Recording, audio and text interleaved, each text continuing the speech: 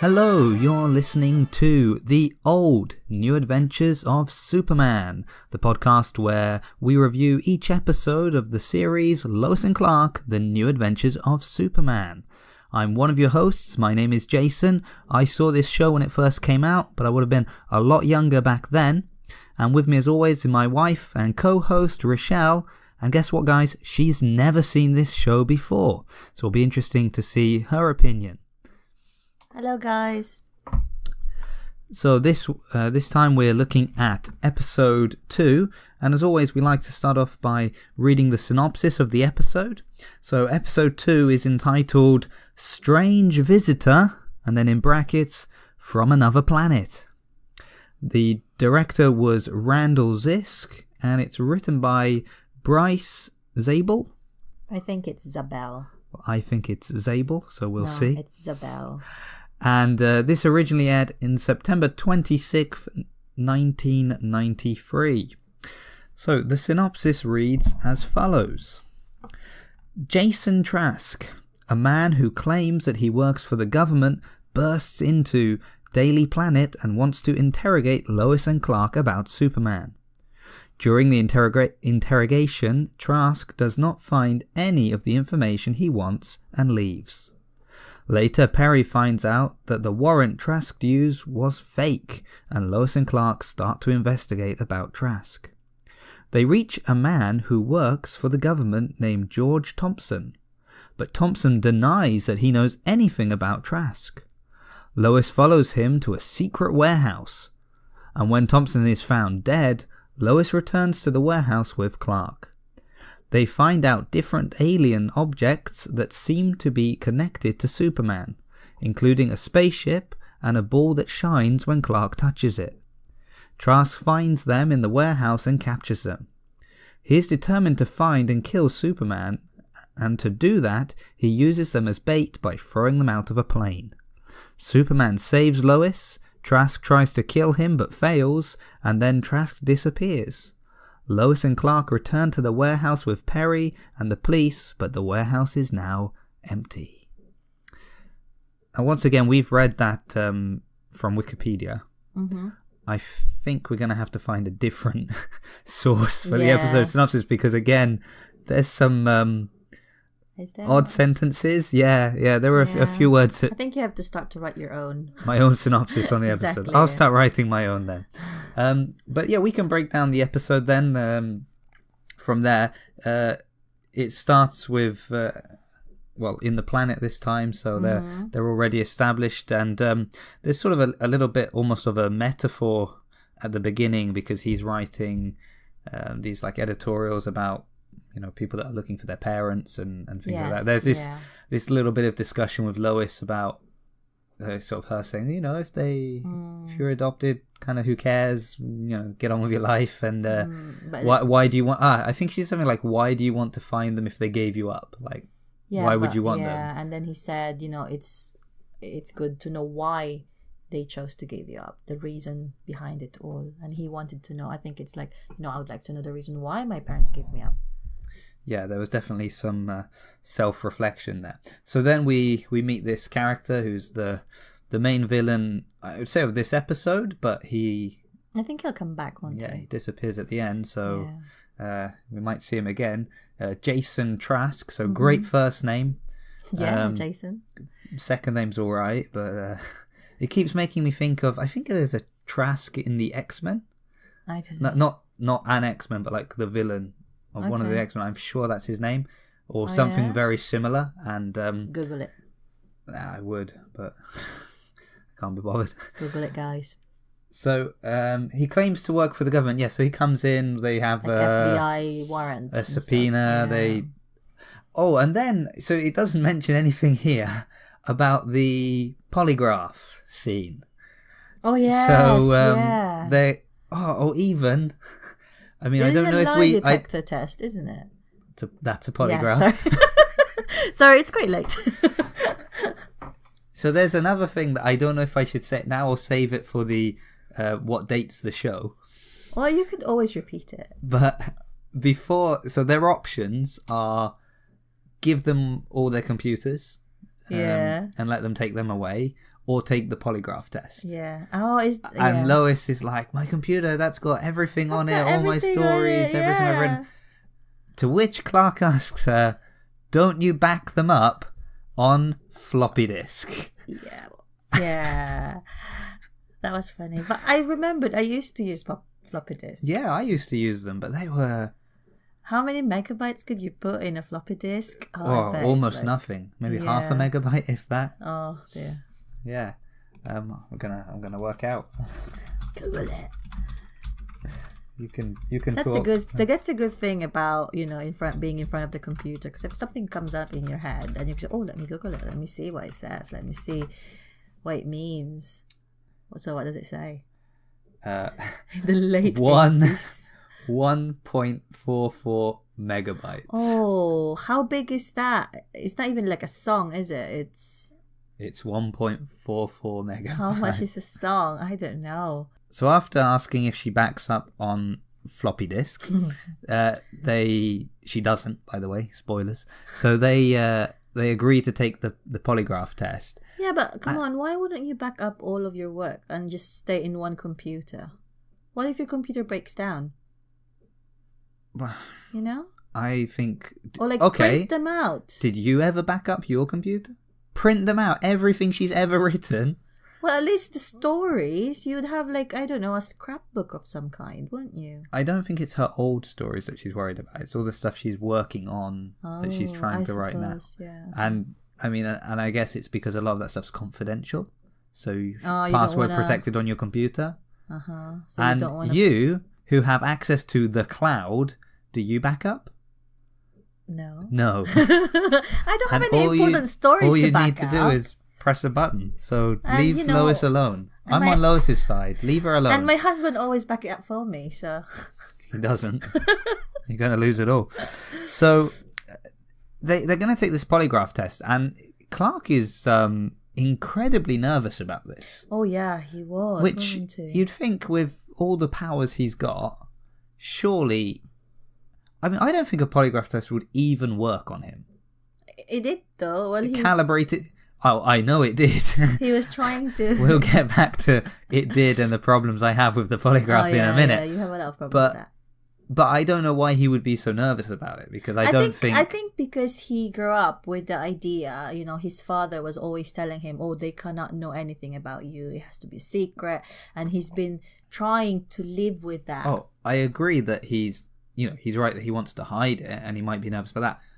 But I don't see why he would be worried that a polygraph test, that is a test calibrated to humans to work on them, would work on him. Surely his heartbeat's going to be different, his pulse is going to be different. But at that time, he's not sure if he's even human. Yes, but if you can bend steel bars, I'm pretty sure you know that you can... Anyway, doesn't matter. Right, he takes the polygraph test, and therein lies another problem. One, I think I would love to say that it dates the show, doing a polygraph test. But they still use it. But they still do it in modern shows. Yeah, and still it's not reliable though. It's not at all reliable. Why do they keep using it? It's just a good gimmick for movies and TV shows. Because it's like, oh, look at that. Yeah, it's like, oh, we can tell that you're lying. Yeah. You can't tell somebody's lying, because if you strap someone up to a machine, they're probably going to be pretty nervous. Yeah, of course. And that's going to make it seem like they're lying even if they're telling the truth. Yeah. But anyway, they do the thing, and the two questions that he gets, so they have the two questions to calibrate the machine. So Lois gets, is your name Lois Lane? Oh, that's written in my thing. And then, are you the president? Yes. Yes, and it's a lie. And Clark gets, is your name Clark Kent? Yeah. And are you Superman? Yes. Yes, it doesn't move.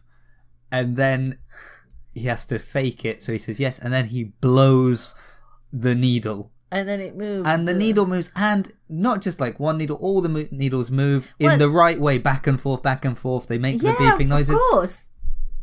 Vibration, no. If he blew it like that, I would expect one big line to the side, and then it comes back. Oh, yeah, that's true. It shouldn't he was work doing like more, the machine works. But I was really nervous when he started to elevate. I was like, oh no, they're going to see you. They're going to see you. Stop doing that. Elevate. Yeah, elevate. Levitate. It's not the same. English is not my first language. So anyway, they Robin, so they get through it. So they said that the perimeter has been breached, and then they leave. But it's never explained what the breached perimeter is. I think they just wanted to know if they could contact Superman. Because when they ask him, can you contact him? And he said no. And then he said it was a lie that he could contact them. And then they just started going. Yeah, maybe. But it didn't really explain why they suddenly left. Anyway, they leave. So Perry hands the story off to some other reporters just to protect them, so in case they subpoena all their documents. And then they're told to kind of go. Yeah. So where does Clark go? So Clark goes to Cat. He goes to Cat's house. She doesn't. Oh, she says. Doesn't she say like something like, "Oh, this would be the perfect time"? But she does like. Oh yeah, she purrs. There's been a perfect time. Which everything is like a cat. Yeah, but she's not Catwoman. She's not. And even Catwoman wouldn't do that. Doesn't really do that. No. Like, apart from occasionally in movies and things, but generally, you know. It's just so funny. But she does that, but that was an interesting scene because he goes to the well, house. because first of all, what was your reaction when you first saw her this episode? Oh my goodness! In that like weird yellow. Is it like a jumpsuit? It's a jersey jumpsuit weird that is like spandexy again jumpsuit, purple flowery thingy that is backless and sideless. So an apron. Yeah, but with a bit of trousers at the back. A trouser apron. Exactly. So she takes him back to her place, and she's sort of like, "Oh, I was gonna go get changed." Oh yeah. And then she puts on normal clothes. Yeah, but wait, before that, when he was trying to look for an appropriate clothes to seduce him, he's like, what would he like? He's a farm boy, maybe missing home. Oh, I exactly know what he needs or he wants. And I was so curious what she would end up wearing, and then she came out really normal. And she actually looks nice. Yeah, I thought she looked really nice. I thought first of all she's like, farm boy. I thought she was gonna come out with like dungarees. and a hat.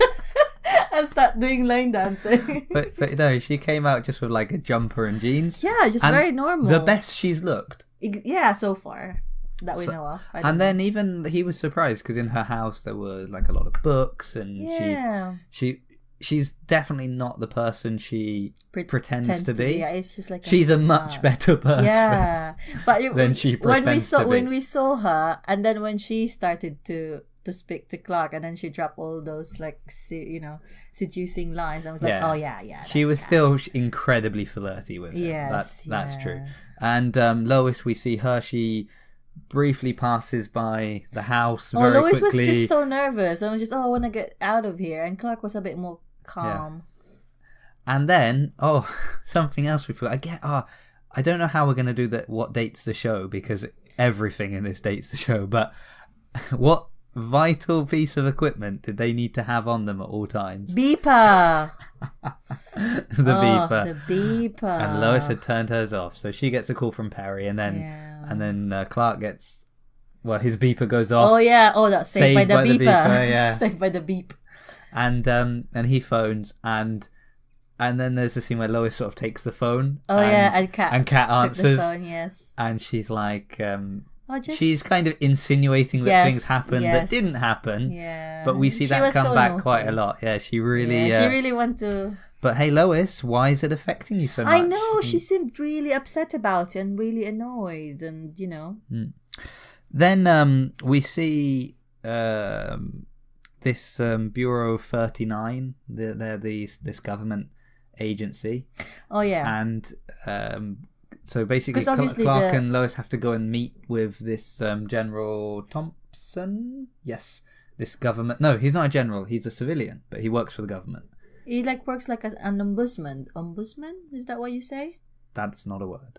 Sorry. He said that he goes where the trouble is. If there's like a problem, he goes and solves it. Okay. ombudsman, isn't that what he said? That's not a word. I'm sorry. I hear stuff and repeats them in the wrong way. He's just like a civilian contractor who works for the government in some way. Oh. So he's not a... And that plays into... like. So he... Basically, they have this little chat with him. I think it was because, obviously, the planet has contacted them with lawyers and stuff. So they were like, oh, what's happening? Is it like that? No, or he just heard about it seems to be that Trask is a little bit of a wild card. He's kind of done this by himself before, and now they're going in and stirring it all up there, and then he's been sent in to like calm him down. Oh, okay. So they've spoken with him, and he doesn't really tell them anything. But Clark uses his X-ray vision. He sees some files in the briefcase. Yeah. When they come out. Like he's sort of, I'm not feeling very well. So, but also Lois is happy to kind of get rid of him because she wants to get the story herself. But he went immediately home, didn't he? After that. Yeah. So I think he went home because I think the file that he saw in the briefcase said Smallville. Yes. So he wants to go home and see if there's any information back home. Yeah, in Smallville. Yeah, but I think he was just thinking about it. I mean, I don't think he was necessarily thinking to ask his parents. I think he literally went back to ask them more information about what happened. Mm. And then Lois follows Thompson to she just goes everywhere, doesn't she? She's not like scared that someone could be following her. And well, Superman's watching over her. She's all right. She's so careless. So then. So what happens next? Oh, so then we get a great scene where Thompson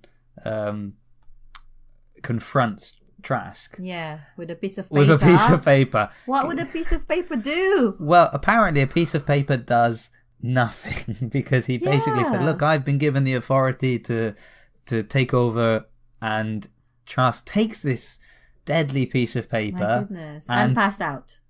No, and rips it up.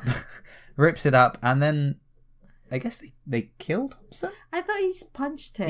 He punches him, but then... But he didn't actually shot him, did he? He said that he was dead. Yeah, because in the synopsis it said when Thompson is found dead. So yeah, but I think we just get told he must be dead. It also jumps the fact they said that he goes back. That they go back, but they have that great scene. Yes, that was really that's cool. When they meet the general. Yes. And no, before that, Clark was investigating about what they found. In Smallville. Yes. He asked his parents. So he goes back and speaks to his parents. So that was another funny scene. Like, well, first you enjoyed him eating. Oh yeah, because the dad said, "Oh, I don't think he likes vegetarian." He was thinking whether to plant it or to eat it. That was quite funny. I thought you just like when he ate it super speed. Oh, he was eating it super fast, yeah. And then he basically asks his origin story. Oh, yeah. And they tell him about how they found him and the spaceship and that. Yeah. And it kind of seemed like he didn't know any of that before this. No. So that was all new to him. And I just wondered, how did they explain to him when he started to develop his superpowers? Well, you're adapted. We don't know why this is. There you go. I said, okay, that's simple what they enough. said. Yeah. They said, well, and do you know why they would have said that? Because they didn't know. Because they didn't know. And he was adopted. Yes. In fact, I think the mum says to him at one point, "Oh, maybe we should never have told you were adopted." And he says, "That would have been difficult when I started bench pressing cars." Yes, yeah. So, but this is also what I don't understand. Maybe in some other stories it's been explained and expanded on. But, like... So they didn't have a child, yeah? And so when this incident happened and the people were there investigating it, and suddenly this family that didn't have children have a son. How did they make that all legal? Well, I think you have to remember that Superman is like 80 years old now. So it would have been when it first came out. But what? Probably paperwork wasn't that difficult to forge. Oh, okay, I suppose. And like especially living in a small like a birth certificate, a fake birth certificate. Yeah, I think in some or like say, hey, we want to adopt this child. No, I think in some of the comics and like the older comics, and I have a feeling even in maybe even in the Man of Steel movie they kind of mention it, but like, oh, there was a friend of ours who helped get some documentation and things. I think because it just, you know, if you think about how difficult it is to do those kind of things now, of like documents. Generally, it's not that difficult for a child, if you know what I mean. Like, because basically, a baby when they're born, they don't have any documents. Yes. So he arrived as a baby. It's not like he was 15 and they had to try and find. You know, they had this baby, so I'm sure it wouldn't have been that difficult to kind of sort something out. But it, you know, comics. There we go. But he gives them a story. Then they go to where he buried the spaceship, which is like a very accurate mapping system. Oh, like a pirate. So it's like 8 steps south, 12 paces to the east. What if you have like a particular long step or a shorter step? Well, my issue is it's like, 8 steps south, yes, then pass through the divide, the tree that splits kind of thing. What if that tree grew? Just start from the tree. Oh yeah, forget. So because then he was like, well, the wagon wheel is still there. Okay, go to the split tree near the wagon wheel and walk 28 paces east. Yeah, but then it would Stop be too short. Playing your game. And then he has to dig down 6 feet, so he does like his spin. Oh yeah, it's like a drill. Yeah. So one thing I like is, like, every time we've seen him kind of use his power, like even just flying in his suit, it will get like a little bit torn. Yeah. And things get. So even this time he was like kind of covered in dirt. Yes. We didn't see his shoes. Oh yeah, his shoes would be like. Now I'm not Superman. Dusted.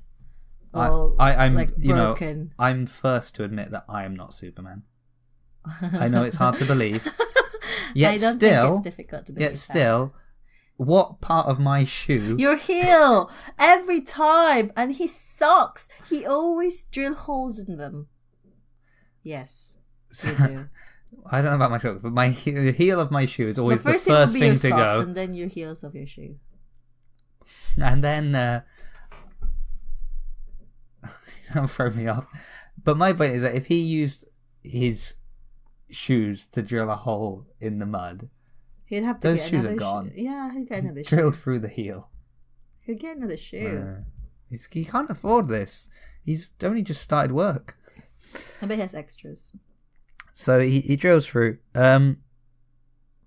Okay, then I think it moves back to... So after that, he went back to the city, didn't he? And then he started investigating in the computer. Well, we didn't mention that he doesn't find the spaceship. It's been taken. Oh, yes, yeah, he did. He didn't find it. They talked about some government types, so he goes back and starts investigating. And he saw this old newspaper thingy. And Lois comes over as everything. But basically, in the picture is the guy Trask, younger. Yes, yeah. And so they understand it's got to.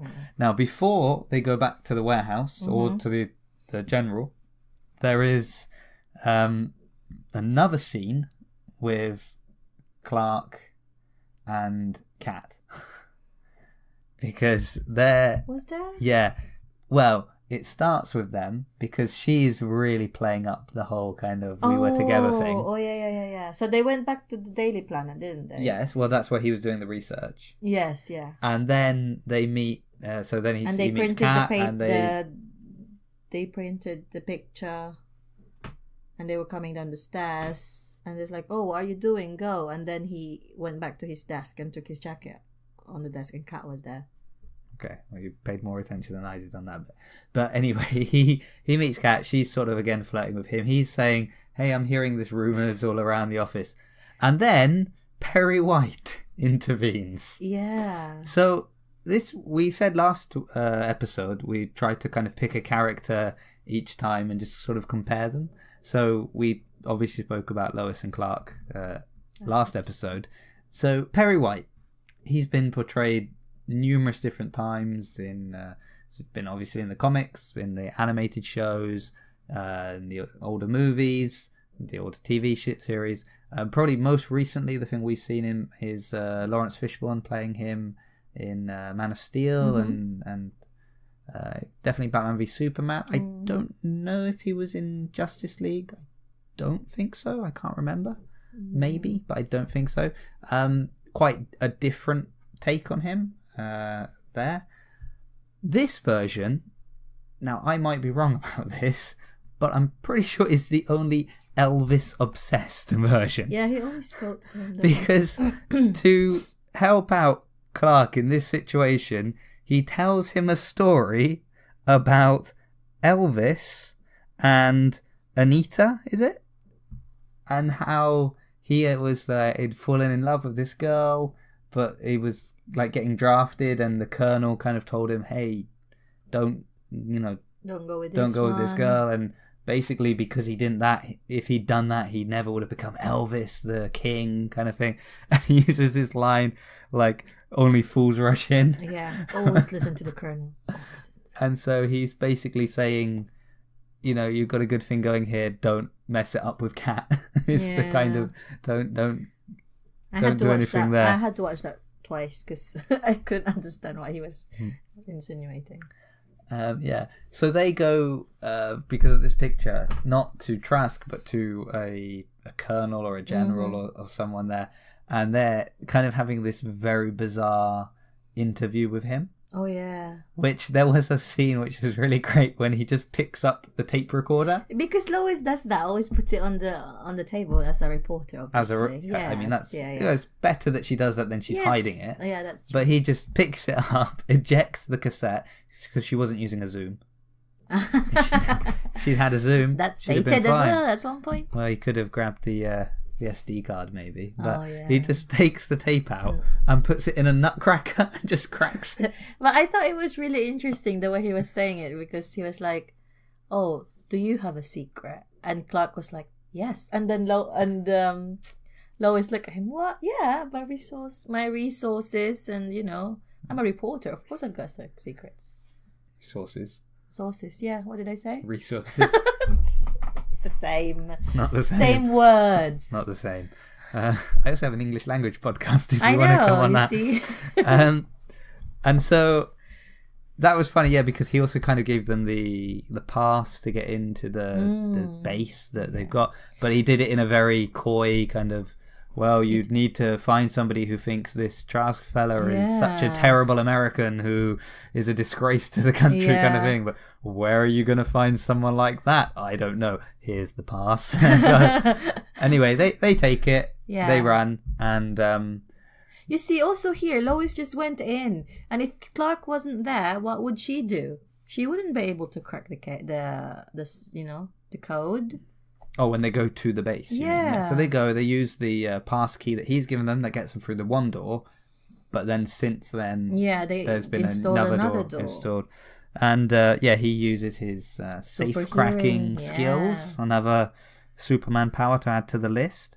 And they kind of enter into like a alien warehouse with pictures. And Lois, considering you've met Superman, I know, super skeptical of everything. She's kind of, these pictures are obviously fake, and this is just, for her it was all a set up, garbage. It's just a scrap heap. And Clark is like, well, it doesn't look like any scrap I've ever seen. And then he finds his spaceship. No, first he saw like a folder written Kansas, Smallville. Okay. And then he just put it on the drawer, and then he saw his spaceship. Yeah, exciting file. Thank you for bringing that out. Well, of course, because it's going to be written all the information of the thing. So then he finds his spaceship, but more importantly, he finds like a little globe kind of thing. And as soon as he holds it, I think it's written in the synopsis that this... Well, in the synopsis, it's a spaceship and a ball that shines. I would have said it's more like a globe or a special sphere. I would you think it's like a key or... Well, when he touched it glowed, and he also... in the Superman logo in the thing, in the spaceship, there was, like a holder that maybe you could put a key in. Like, one of those... So there's a little hole for a key, and then he's holding a big ball, and you're wondering if that's the little key. No. I said maybe in a separate somewhere. Well, this thing reacted to him. Yeah. And he also said, Krypton. How did he know? Did it whisper into him or something? Well, clearly the ball is somehow interacting with him, because we know, because he had just spoken to his parents, he didn't know he was from Krypton, but now he knows.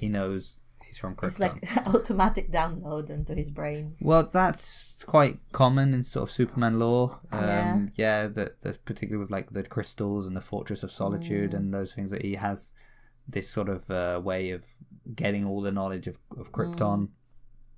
So, but of course... He returned it into the bag. No, they get discovered. Oh, yes, yeah, but he returned it into the bag instead of putting it into his pocket. Again, it's a big ball. Where are you going to put it? Yeah. Like, or in his... I'll conceal this, no one will see it. No, he has to put it down. So they come in, they get caught again, noticing a recurring theme in these episodes. Caught again, but this time, instead of being chained to a pole in a warehouse, they get taken for a trip. They go up in a plane. And the theory that Trask has is, if I throw you out of a plane, you'll be able to use your Superman's psychic powers. You'll be able to call out to him with your mind, and he will save you. Yeah. And if he doesn't, well, it's an experiment. It's an experiment. Sometimes they don't work. There's sometimes just casualties. And then they're going to throw Lois out first. Yeah. And what is her request before being thrown out? Oh, just one kiss. Kiss? He? Yeah, one kiss with Superman. Yeah. No, with Superman, with Clark. It was her that asked it, didn't it? It was her, yeah. She did. Sorry, he, she. And so she asked... This is going to be like a regular thing with me. So she asked to kiss him, and you got quite excited. You thought, they're actually... Yeah, I thought she's actually realised that she likes Clark, and she's sorry that she's going to die now. Oh, but no, it was all a plan. Oh, it was all a plan. Well, I say it was all a plan. I mean, it was a quite real a passionate kiss. Yes, it was. To then whisper in his ear, like, you take the one on the left. Yeah. So then we got to see again her incredible fighting skills. I think she goes to, like, I don't know. Like Krav Maga or something. Exactly, like that. Only this time didn't work out so well. No, she got thrown out the plane. She got thrown out. He got shot, but they all feel that it just missed in the end. Even though the guy's like, no, I saw it go into... They're like, you're lying. Look at this bullet. It's flat. Yeah. Okay, show me where the damage is in the plane. I know, I thought that Anyway, he also jumps out the plane. Now, we start to get a recurring theme in this towards the end of this episode. There is not a huge sense of urgency on the part of certain people. So he catches her as Superman. Yeah. And she's like, oh, Clark. And he's like, don't worry, I'll go back for him. Yeah. And she's like, fine. Clark will be like, yeah. Obviously, we know, and Superman knows that Clark's fine. But Lois is just like, okay. Like, don't say, okay, put me down now. Go back and get him. She trusts him completely that she'll be super quick to just get in time. And then, so he drops her down. A missile's been shot. Oh, yes. He kind of flies up, catches the missile, throws it an inch, and it explodes. So he gets kind of hit in the blast. She runs off back into the Daily Planet. And, quite dishevelled and sort of shocked. In high. Oh, sorry, my phone's making noise. And then Clark comes in. Yeah. And she's Clark! Like so happy that Clark is alive. Not actually happy that Clark is alive. She was just happy because she saw if Clark's Superman alive, again. That means Superman saved him. That means Superman's alive. And we see the first of what I'm sure, if I remember correctly, and I'm sure you can guess, having not seen, of many, Clark being a little bit like, oh no, she loves Superman. me, she loves me not very much.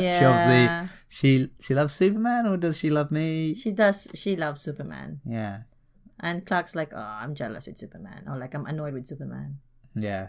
You know, it reminds me of was it like Batman Forever with Val Kilmer? And she's like, are you jealous of Batman? He's like, oh, I can't be jealous of Batman because he is Batman. It was very much that kind of, oh, I can't be. But yeah, so they, but it doesn't quite end there. There is like a final scene after that when Lois is sitting at her desk trying to throw like what looks like almost like Maltesers into the air to catch them in her mouth. And she catches badly. None. And then who should turn up? Superman. And he tells her a couple of things. Mm-hmm. One is kind of like, I hear you're looking for me and you keep almost getting killed. Yeah, maybe you should stop looking for me. Stop looking for me. I will take care of this. It's, it's a job for Superman, not for Lois. Then there are a few things. I think we mentioned some of like the corny dialogue in the kind of really cheesy sort of in the last episode. This time, the one that really got me were like the mission statement. She's like, you need to, he's like, I'm here to help. He's like, oh, you need something more catchy. Like if you'd said you were here for peace, truth and justice. They stopped at "and the American way." They didn't put that in there, but I mean, okay. I know it's the whole, Superman for truth, justice, and that, but it was just the way it kind of came across. And the other thing is that she's like, "Where are you from?" And he tells her, "I'm from a planet called Krypton." Yeah. Like you literally just found out that you're from a planet called Krypton. First investigate. Yeah. I'm from a planet called Krypton. Oh, I've just looked at their Wikipedia. It turns out they're all terrible people. Yeah, and then everyone's just gonna... First, maybe do your research. Make sure you know something about Krypton. And then you can be like, oh, Krypton, great place. That's where I'm from. I'm excited to see the next episode. Yeah. There was one other thing that happened at the end there, if I can remember what it was now. All right, yeah. So he leaves her. Yeah, because they heard a cry for help. And once again, I'm not feeling the urgency. You hear someone cry for help, and he was like flying so ever so slowly. Even before he very slowly flies away, he's like, somebody needs my help. And she's like, oh, this must be a job for Superman. And at that point, you go, oh, no, it's all right. She's dead now. Because the time it took him to... Yeah, because it's not like the Flash, The Flash, when you're like, oh, someone's crying for help, and you look back and Flash is gone, like, boom! Yeah, like Batman. And he's not even got super speed. Again, Superman has super speed. He could be out. He definitely does. Yes, of course he does. But maybe the modern version of Superman has that kind of speed. No. But this series is about them, so it's the longing of, oh, he's going to do his saving job. I'm sorry, but I feel sorry for that woman because she's in big trouble. That's all I'm gonna say. Yeah, but then he's gonna be really, really quick. Well, it might be too. What? Getting her to the hospital? I just wondered the angle when Lois was looking up. It's like right up the ceiling, not even like up the window, like up the ceiling. Yeah. So we already mentioned a few of these things, but we have another feature of our show that we like to bring in each episode, which is what dates the show. Oh, we've mentioned a lot of that, didn't we? So we've mentioned already floppy disks and lie detectors. Beepers, yes. Yeah, I wish lie detectors, but they just won't get rid of them. We saw again some payphones. Oh, yes, payphones. Yeah, she makes a call to Jimmy on the payphone. Oh, when Jimmy goes to her house and sees her sister that Lucy. He's kind of trying to get a date with, and she is like doing kind of an aerobic dance workout, and just in that typical, very kind of 90s. It's back in fashion now, Well, okay, so then it's either 90s or very modern. Step aerobicsy type outfit. There was also, she didn't take an Uber, she took a taxi. Oh, and she did the classic whistle. Can you do whistled. No, not on this because it will. Sorry, everyone's ears are blown out now. And taxi just stops immediately. Does that really happen? Not to me.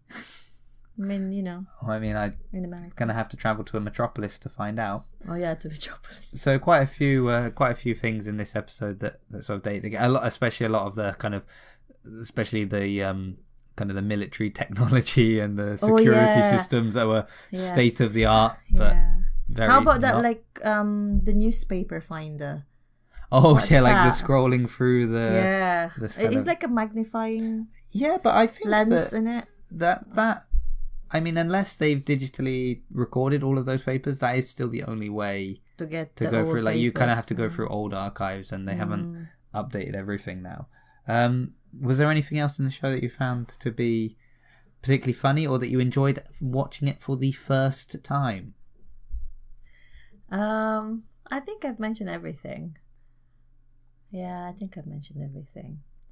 So for me, going back to it, nothing really stood out as sort of like, oh, I forgot this or forgot that. I don't know if I'd forgotten how obsessed with Elvis Perry is in this series, but I mean, I heard him. I say how obsessed. I've heard him say one thing, but that quickly kind of triggered in my mind. I really have a feeling that this guy loves Elvis and he talks about him a lot. Yeah. So I'll be interested to see if that's me misremembering or if I'm accurately remembering that. Jimmy, I think we had the first. Was it? I don't know if he did it last episode, but he called him CK in this episode. Oh yes, he does. Like a cool kid in the black. Hey, CK, like that. But I think for me, it's more like I'm just so now into them as characters and excited to see the development on, she's quite she's liking Clark now and a bit annoyed with Kat that Kat is spreading all these rumors and stuff like that. I don't know, maybe she just wants him to focus on the job at hand instead of like playing around with other things, or is she really like, oh, what, it's what a shame, he's a good guy and something like that. I don't know. Well, I might know, but I don't know. I can't tell you.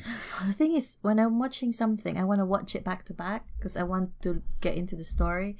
And now I have to wait for the next episode because as soon as we watch it, we have to record it. So I can't just go to bed now and before going to bed, watch the next episode and try to remember it for the next time we have to record. Well, speaking of episodes, the final thing we're going to do each episode is to rank the episode. Yes. So last time we ranked the pilot, that was quite easy to do because it was the only episode. So are you putting this episode above or below the pilot? I think I will rank it below the pilot. Why would you say that? I don't know. I mean, first of all, I was a bit shocked when everyone was going to go and get them. I was like, oh, the police gonna catch them now? It's the first appearance of Superman and everyone's on him, Yeah, I suppose I probably put it below the pilot as well. Maybe just because it was kind of an uneventful episode. Yeah, there's not a lot. And also because he lost all of that information now. Yeah, I suppose that's for another episode, and it's gonna be like, I think the first season will be the journey of knowing where he comes from and getting back his ship and knowing his origin story. Yeah, I think I think the pilot episode was setting up who the characters are, which was great. And, I mean, I think we kind of get tired. We get tired of origin stories, but it's always good to sort of set up. Right, these are the main players in this series, and these are the people you need to follow, and this is kind of their relationship to begin with. This episode is setting up the story for the next however many episodes, maybe the next season or the next couple of episodes. But that's a little bit that's not as interesting. Like, hey, we're setting up this character. This is Superman. Saying like, oh, and this is a guy, his name is Trask, he's a bad guy. But he's not Superman. He's not, or he's not even Luthor. He's just kind of like a B-list kind of, he's a government villain. And I think this episode was just a little bit, it was all setting things up that probably will pay off. I really can't remember, like, I can remember bits of each episode, but an overarching story arc. Yeah. Some of the bigger arcs later, in the later seasons, I can remember, but not a lot, so it is interesting because each episode I'm like, oh yeah, but this episode not so much. It was very just kind of setting everything up, but still, it was a good enjoyable episode. I liked it. Yeah. But I think the pilot episode is more like a lot of things going on, and it was so exciting, and all the characters of it, that we know, I think. Yeah. Well, but I think this will be good because then now he has his own story to investigate on his own, not necessarily with Lois, but then there's also going to be like a story that they're going to be investigating together, and this is just like a separate story for himself. Yeah, but I don't think. I mean, I wouldn't say this is a story because I don't think he'd want to publish No, it. I This is mean, more no, a no, no. self-discovery Yes. kind of thing. Yeah. Anyway, I think that's pretty much everything we have to say on episode 2 Yeah. of season 1. But enjoyable. Looking forward to episode 3. So that just leaves us to wrap up this podcast. So thank you everyone for listening, and we hope you're looking forward to our opinions on episode 3. As always, if you want to contact us, you can do that through Twitter or Instagram at ACW Pod. And that's obviously linked also to our other podcast, A Conversation With. So you can also find that on iTunes or at aconversationwithpod.com, and also aconversationwithpod@gmail.com if you want to email us. So head on over there. You can also obviously leave a review on iTunes if you like the show or if you like the other show. And we'll leave it there until we see you for the next episode. Bye-bye. Bye.